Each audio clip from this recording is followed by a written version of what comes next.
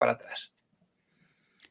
Antes de avanzar por el tema show, otro tema que tratamos el otro día en esta gran edición de Entrevistar a Criminales es qué pasa si el criminal, el villano de cara a la opinión pública, es un gobernante.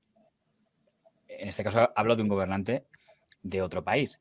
Y es que en el año 91, que estalla la guerra del Golfo, que es una guerra muy polémica porque Irak, el dictador de Irak, Saddam Hussein, ha invadido otro país, Kuwait, y entonces ha habido una coalición de países de la que forma parte España para liberar Kuwait, y hay un ultimátum de Estados Unidos, apoyado por todos los países de la alianza, incluyendo España, de si para el día tal no abandona Kuwait, le echamos nosotros a patadas a los invasores, ¿no?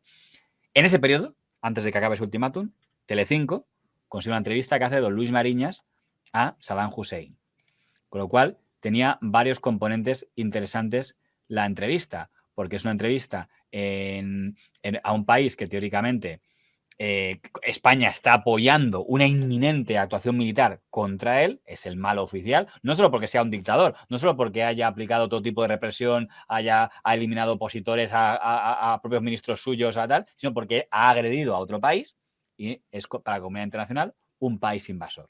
Entonces, aquí tenemos la entrevista en el Palacio Presidencial, don Luis Mariñas, que es este señor que ya falleció, que le hizo la entrevista. Buenas noches. Qué joven. Es evidente que estamos en un momento delicado en la crisis del Golfo. Estamos a 15, 20 días del ultimátum marcado por la ONU. Señor presidente, buenas noches ante las cámaras de Telecinco. ¿Cree que es posible encontrar todavía una salida negociada a esta crisis? Lo más valioso que Dios ha dado al ser humano después de arropar su alma con la fe es la razón. Y se supone que el hombre tiene que hacer uso debido de esa razón. Nosotros confiamos siempre en que hay que recurrir a la razón para solucionar los conflictos. Y después de todo esto, nos salen con un texto anodino, incapaz de convencer a ningún árabe con sentido de la dignidad. Mientras tanto, han podido ustedes observar con qué eufórica celeridad se iban adoptando las resoluciones contra Irak. Este es el Consejo de Seguridad norteamericano. No voy a poner porque además cada pregunta que le hacía a don Luis Mariñas la respondía con un speech y además don Luis Mariñas no era nada al estilo de un Jeremy Paxman o una doña Pastor de interrumpir, no, era alguien que precisamente presumía de dejar que la gente preguntara. Ahora bien, yo no le considero en absoluto un entrevistador florero, creo que era un buen entrevistado de Luis Mariñas, pero es un tema aparte. Me voy a este caso concreto. Está entrevistando a un señor, le está preguntando las preguntas de por qué invadió Kuwait, por qué no se retira de Kuwait, por qué tal, el otro explica pues por qué nos obligan, más o menos la culpa de todos de Estados Unidos y de Israel, tal, pero el caso es que se está emitiendo en una televisión de máxima audiencia ante millones de españoles, porque tuvo una audiencia millonaria esta entrevista, un señor que oficialmente es el malo no solo en España, el malo a nivel mundial. Bien es cierto que no fue la única entrevista que concedió Saddam Hussein, sí fue la única que concedió a España, sí concedió otras a otros periodistas importantes, incluyendo una a un periodista norteamericano, Peter Arnett, pero que fue un bombazo porque el único que consiguió español fue él. Es verdad que para cubrirse de las espaldas, justo al acabar la entrevista, hubo una especie de tertulia y donde ya todos los que estaban eran anti-Saddam. Esta noche nos acompañan aquí en el estudio 5 personas que de una u otra manera son especialistas en el Golfo Pérsico. Comienzo a presentárselos por mi derecha.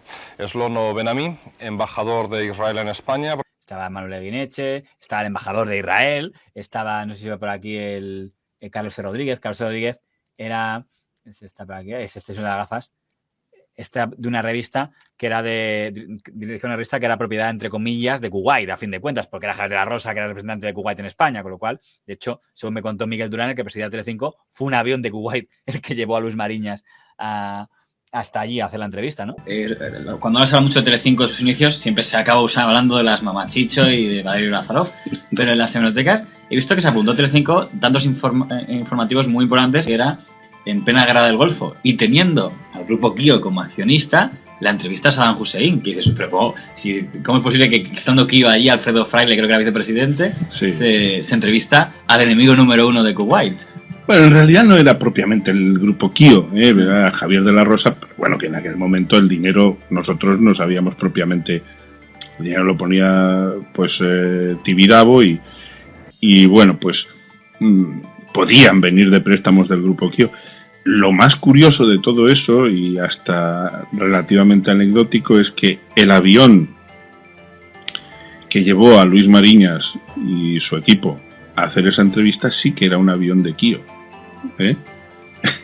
y entró en Bagdad. Entró en Bagdad perfectamente y vamos. Sí, eso fue un tanto que se apuntó Telecinco. Yo creo que Luis y Valerio hicieron ahí en ese... Claro, lamentablemente ya no están ellos para explicarlo en primera persona, ¿no? Pero hicieron una apuesta muy buena.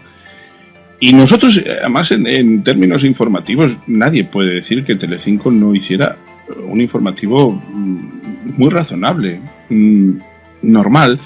Y también puede afirmarse que los que optaron por una línea distinta, como fue el caso de Antena 3 en su primera época hasta que luego llegó don Antonio Asensio, pues se equivocaron flagrantemente, porque solo hay que mirar los números, cómo nos fueron a nosotros los números. Buenas noches, Carlos. Buenas noches. Carlos E. Rodríguez, director de la revista Panorama. ¿Qué le han parecido a usted las razones históricas aducidas por Saddam Hussein? Las razones históricas para invadir Kuwait, se entiende. A mí este fabuloso documento informativo que ha conseguido Telecinco me ha llenado de una inquietud que supongo que compartirán muchos telespectadores ante el estremecedor cinismo y el mesianismo instrumental de este hombre que, por cierto, hasta hace muy pocos años se declaraba ateo y marxista.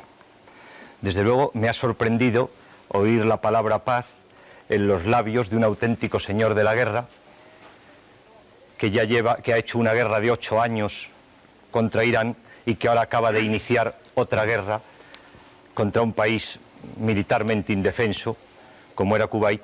Y me ha sorprendido mucho más oír sus invocaciones a la unidad árabe cuando es un político que sus guerras las ha hecho contra los árabes. Su guerra contra el Irán, que ha causado 1 millón de muertos árabes, su invasión de Kuwait, donde se mata y se tortura a kuwaitíes, a árabes, y por consiguiente todo esto descalifica bastante todo lo que diga. En cuanto a las razones históricas recuerdan pavorosamente a las que aducía Hitler cuando invadía Checoslovaquia. Lo que quiero decir es que supongo que lo hicieron para cubrirse las espaldas y decir, mira, vale, le hemos dejado que hable, pero mira, después ya tenemos aquí a un coloquio de expertos para que le ponga a parir y que diga qué mentiroso es y qué cínico, le compararon con Hitler y tal. Pero que la entrevista se emitió y tuvo casi 1 hora Saddam Hussein para que todos los españoles conociéramos su versión de los hechos y porque según él no era culpable él de la invasión, sino era culpable de que haya sido que forzado a invadir Kuwait por culpa de Kuwait y de Estados Unidos y de Israel. Entonces, ¿esta entrevista dirías que fue un error, aunque arrasara en audiencia? ¿Cómo va a ser un error? Era la entrevista de máximo interés en el momento. ¿Fue un error? Te voy a rebotar la pregunta. ¿Alguien consideró que fuera un error? En ese momento, periodista. No. En ese momento nadie dijo que fue un error. Es más, creo que se dijo como un reconocimiento de ha conseguido la entrevista que la prensa escrita hubiera querido tener, porque siempre se entiende que la prensa escrita es la que tiene que llevar la delantera y esto en el fondo le venía genial porque era una forma de a la gente decir existe Telecinco. Telecinco acaba de crearse, ¿eh? Estamos a finales de los 90, el primer año de televisiones privadas, con lo cual era un puntazo para los servicios informativos de Telecinco e insisto, y seguramente tenía que ver con el hecho de que hubiera un grupo kuwaití en el capital que tendría más contactos en la zona del mundo. Si estamos considerando durante este análisis que estamos haciendo de entrevistas a Maros que puede ser interesante una entrevista bienvenida a Pérez, ¿cómo no va a ser interesante una entrevista a Saddam Hussein? Honestamente. Es que vamos, era la entrevista más interesante que podía haber en el momento. Claro, la duda que yo me hago es, con los ojos de 2023, ¿no podría acusarse a don Luis Mariñas y a Telecinco de blanquear a un dictador? De concederle el espacio para que pueda justificar sus crímenes. Si a algún periodista hoy se le ocurre decir que eso es blanqueo, seguro, bajo mi punto de vista, que lo está diciendo por envidia de no haber conseguido él o ella esa entrevista. Porque era una entrevista muy jugosa, pero muy jugosa. Hay otro punto, si quiere, que podemos comentar. La entrevista era para lo mismo que la de Pedro J. Ramírez a la cúpula de ETA, sacar los temas para que él dé su opinión, pero no cuestionarle. O sea, Pedro J. Ramírez decía, ¿por qué ponen ustedes bombas que pueden matar a niños? Pues eso es culpa de la Guardia Civil porque los usa como escudos humanos y tal. Pero no dice PJ, ¿cómo se atreve usted a decir eso? No, cambio de tema. Eso está para que dé su opinión sobre eso. No eran entrevistas, debate. Igual pasa con San Hussein. ¿Por qué considera usted que es esto? Pues porque consideramos que es merecido y tal. No se entiende que el periodista tenga que cuestionar, sí, ¿cómo se atreve usted a decir eso? No hay ningún tipo de juicio de valor, como ahora sí es muy habitual ver entrevistas. También te digo que estando en el palacio de San Hussein, no veo fácil una entrevista modelo debate, ni creo que hubiera sido factible. Sería como una entrevista igual. A Kim Jong-il. O sea, no creo que se pueda hacer más de lo que se hizo en ese momento. Vámonos a 2023. Imagínate que un periodista consigue hacer una entrevista a Putin. Ahora mismo, un periodista. Exacto, es la comparación. Exacto. ¿No te parecería que es de máximo interés una entrevista a Putin en este momento? Imagínate que Putin le hace entrevista de por qué han invadido ustedes Ucrania, tal, pero por ejemplo dice, oiga, ¿y por qué hay periodistas en la cárcel y por qué recibe un tiro en la cabeza, no sé quién? Pues entonces ya, eso no es lo que hemos pactado. Es como si Luis Mayes hubiera dicho, oye, y aparte de hablar de la guerra del Golfo, ¿por qué en Irak hay presos políticos? No, la entrevista era... Vamos a ver, también yo creo que el periodista, cuando termina la entrevista, quiere seguir respirando. Entonces, sabrá que hay preguntas que puede hacer y que no puede hacer. No se trata de que sea un baño y masaje, pero tampoco se puede... Ves como si tú vas a entrevistar al de Corea del Norte y le dices, oye, gordo, ¿sabes que eres un dictador? ¿Sabes que...? No sé, es que, en fin... ¿Es verdad que te cargaste a tu tío? Que dicen que claro, es algo. Claro, ¿sabes? O sea, pues no, pues tienes que hacer una cosa. Si entrevistas a una de estas personas, seguro que te calles entrevista. Seguro que si alguien entrevista... Bueno. ¿Sabes ya dónde veis? Si quieres lo meto ya. Porque este fue un ultimátum. ¿Y por qué lo estoy sacando ahora que estoy en la parte de gobernantes? Porque hubo otro ultimátum hace relativamente poco, que es en el año 2019, quiero recordar, hay una especie de golpe raro, rebelión rara de un tío que se proclama presidente de Venezuela apoyado por Estados Unidos. Guirao era el nombre, ya no me acuerdo. Y salió toda la comunidad internacional a respaldarle, decir, sí, reconocemos como legítimo presidente a este señor que hoy creo que está fugado del país ya. ¡Juro!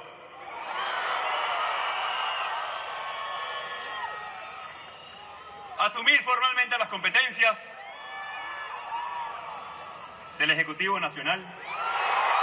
Hemos estado y estaremos con los votos del pueblo, que es el único que elige presidente constitucional en Venezuela.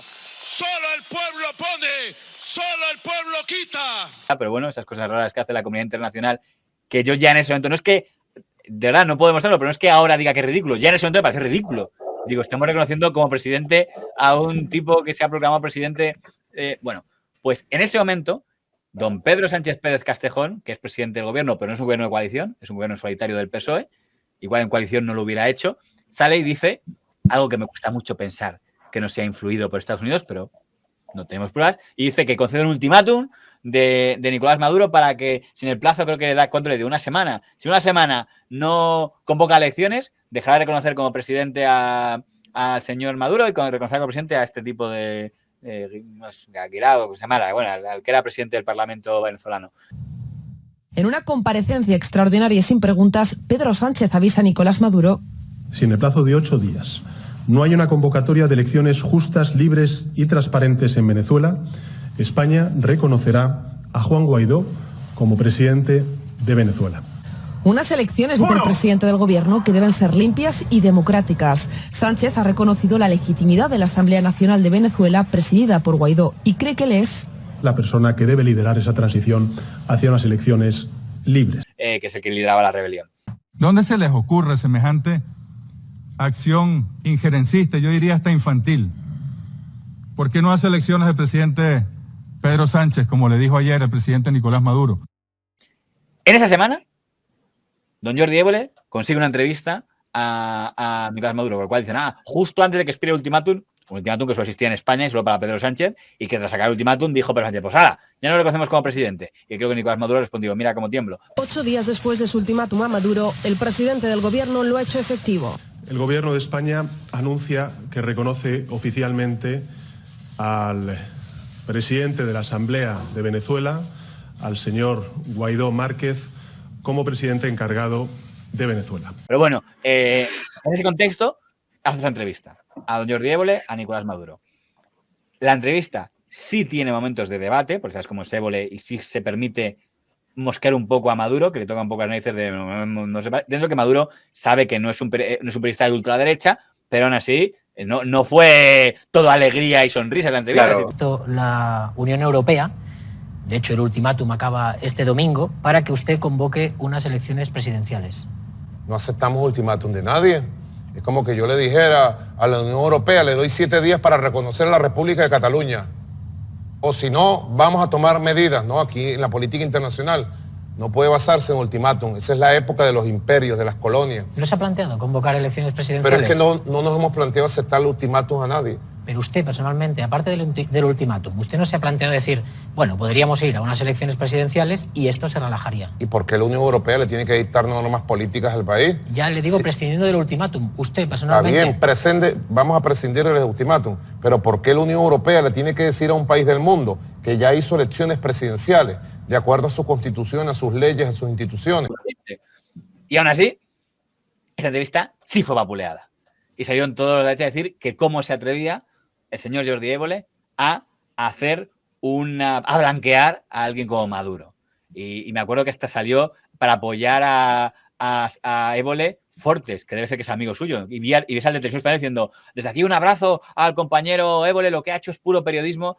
Por cierto, este fin de semana hemos asistido a un hecho ciertamente surrealista. Las furibundas críticas a un periodista por osar realizar una entrevista.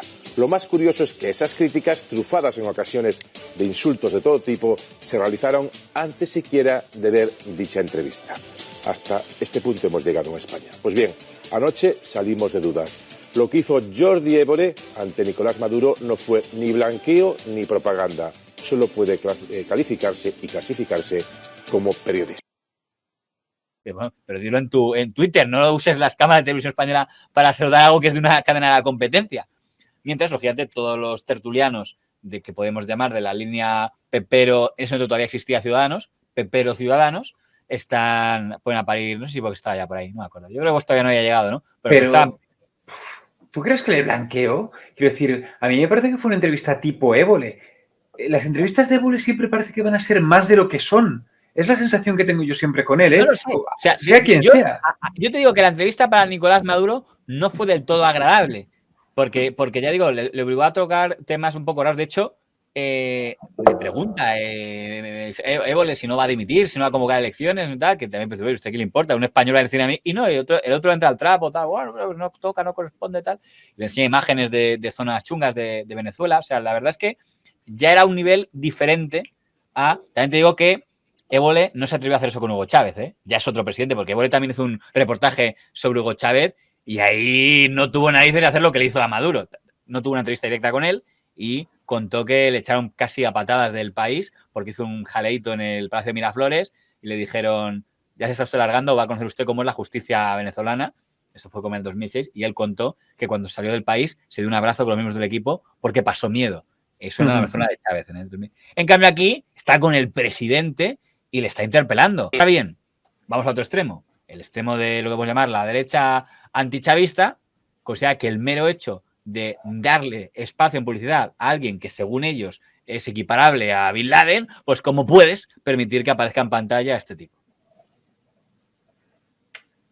Es que... Como estoy contando, se estará deduciendo que yo no lo considero un blanqueamiento, pero tampoco voy a negar que existía ese sector.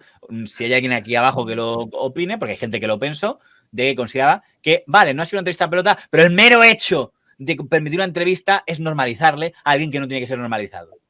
¿Sabes qué pasa? Que parece como que Venezuela se ha pasado un poco de moda, ¿no te parece? Ahora sí, ahora, pero en aquel momento estaba súper de moda, era el momento más de moda de Venezuela. Ya, pero parece que lo pusimos de moda en España, Venezuela. ¿Sabes lo que te quiero decir? Claro, pero tendrá que ver quizá con un partido político al que no estoy citando. Sí, pero bueno, no vamos a ser falsos. Cuídese mucho, sigue usted muy fuerte, porque cada vez va a hacer más falta Venezuela, América Latina y su ejemplo en este proceso que estamos teniendo en marcha en Europa.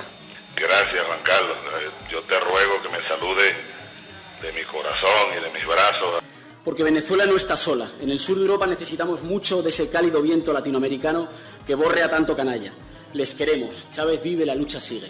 Ya lo dijo un venezolano mortal llamado Hugo Chávez Frías. Chávez no soy yo, Chávez es el pueblo. Tenemos la sensación de que a veces nos ven desde están luego. a sueldo del régimen bolivariano, sobre todo por ellos, ¿no? ¿Como quién? Usted. Yo estoy a sueldo del régimen bolivariano. Usted ha colaborado con el régimen de... Eso es estar a sueldo del régimen bolivariano. Claro, pero por eso te digo, pero era la asociación que se hacía y que se hacían ellos mismos, que es el partido que nos estamos citando. Si no hubiera existido esa situación del hecho de que en un partido político había un grupo de personas que hubieran sido asesores de la revolución chavista de Venezuela. Si no hubiera existido Podemos directamente, ¿habría tanta inquina hacia Chávez, hacia Maduro y hacia todo lo que... Hubiera sido muy diferente la entrevista de Évole a Maduro de la de Luis Mariñas a Saddam Hussein. Sí, que por cierto, bueno, no quiero blanquear a Maduro, pero creo que es el más siniestro la historia que tenía Saddam Hussein. Evidentemente.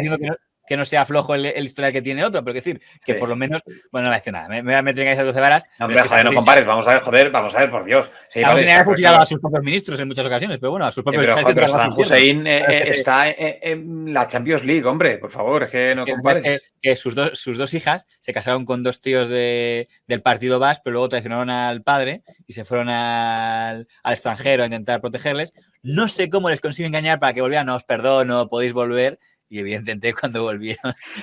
que no, que me dirá, no perdono. Pero bueno, no sé, al final es lo que te digo, que... el fenómeno Podemos hubiese una entrevista como la de Saddam Hussein. No hubiera sido como la entrevista de Saddam Hussein. Posiblemente la entrevista de Évole tampoco a lo mejor hubiera cambiado tanto. Hubo dos, fue en dos capítulos diferentes. Cómo presionaron en Davos a Pedro Sánchez. En todo caso, ellos se asumen de izquierda. Allá ellos. Yo creo que Pedro Sánchez no gana ni un voto por la derecha con su equivocación política sobre Venezuela y pierde muchos votos hacia la izquierda. Creo que es parte de los errores que le van a hacer pagar la presidencia que hoy tiene. Pero lo que sí que quiero decir es que la controversia social que produjo, sobre todo en ciertos partidos políticos, no se hubiera producido. Ya sabemos cómo es España y se utiliza todo esto pues para, a mi parecer, para atacar. Es decir, Venezuela... nos duele más o duele más España porque ha existido Podemos. Si no, a la gente, con todo el respeto, le daría bastante igual Venezuela. Le daría tanto igual como le ha dado igual Siria, por ejemplo. Por cierto, no ha habido periodista que yo sepa que haya pedido una entrevista al señor Vladimir Putin.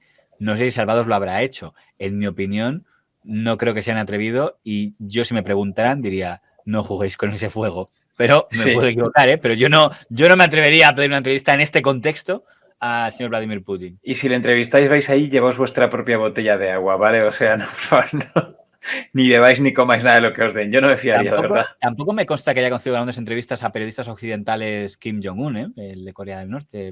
Hombre, claro que no. Ni el príncipe, digo, por un aliado de Occidente, ni tampoco el príncipe de Arabia Saudí.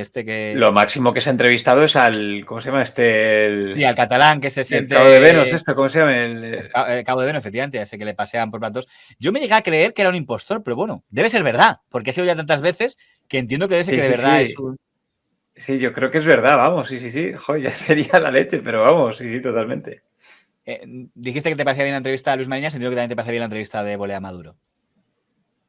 Sí, la verdad que sí, pero porque finalmente es un personaje que por unas cosas o por otras se convirtió en un personaje de interés público en España al menos. Sé que a nivel internacional también, pero en España especialmente también. Entonces, pues, yo también hubiera agradecido más comentarios o más preguntas en esa entrevista, posiblemente Évole no lo fuera a hacer, que le vincularan con toda esa vinculación que hay entre Venezuela y España supuestamente, o que la ha habido. Pero intentaría entrar un poco en eso, en que él hablara un poco más también de la situación. Él va a hablar de Venezuela, pero bueno. Pues recuerdo que dijo que le parecía que Pedro Sánchez era un fascista o algo así, o un vendido de Estados Unidos, no me acuerdo. Que ¿Cómo se puede llamar socialista a un presidente que hace estas cosas? Creo que dijo algo de esto. Que Pedro Sánchez es un farsante, que es el que no ha sido electo por nadie. Yo he sido electo y reelecto por votos populares. Hemos ganado 23 elecciones en 20 años, de 25. Y Pedro Sánchez debería ser el que convoque elecciones para que el pueblo español elija quién es su presidente. Es un presidente no electo. Eso es lo que pienso de manera automática y creo que lo piensa todo el pueblo español. Que por tanto tiene toda la legitimidad que un candidato, aunque no haya ganado las elecciones, porque lo que se elige en las elecciones españolas es un parlamento, sea el parlamento el que proclame al presidente, que es lo que ha pasado en España con la moción de censura. Tiene la legalidad y la constitucionalidad. Lo que no tiene la legitimidad es el calor del pueblo.